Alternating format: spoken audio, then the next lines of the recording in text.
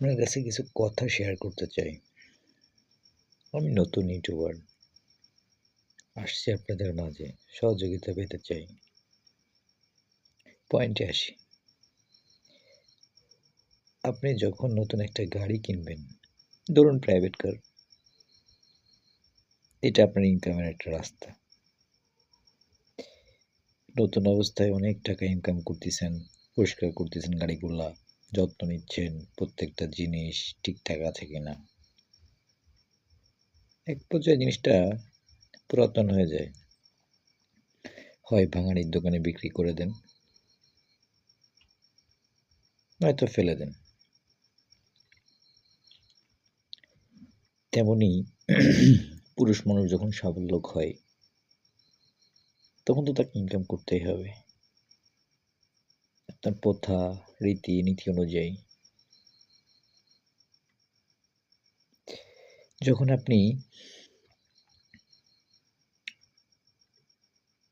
ভালো ইনকাম করেন, আপনার পরিবার আপনাকে যত্ন নেয়।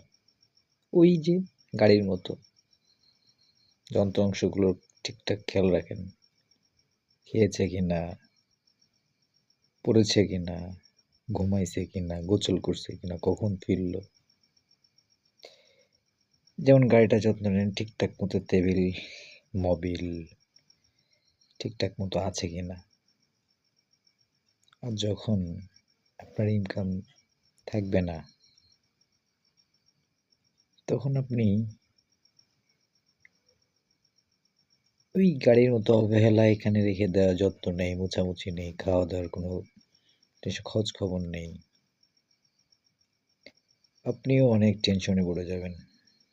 বয়স তো হয়ে গেছে, কিছু করতেও পারেন না, কিছু বলতেও পারেন না। তো পুরুষ মানুষ এমন একটা বিষয় যে গোটা পরিবারকে ভালো রাখার জন্য নিজের ছেঁড়া জুতোটাও 10 বার সেলাই করে পরে। প্রত্যেকটা ঈদ, অনুষ্ঠান নিজের জন্য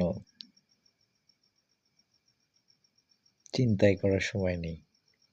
থাকে না? কারণ পরিবারকে যখন হাসি মুখ দেখে,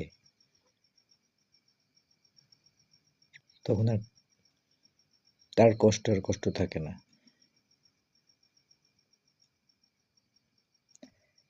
আজকে ছোট্ট একটা ঘটনা যে বাবা রিক্সা চালায়, ছেলেকে ফোন দেয়, সময় নেয় রিসিভ করার। এটাই দুনিয়া, দুনিয়া।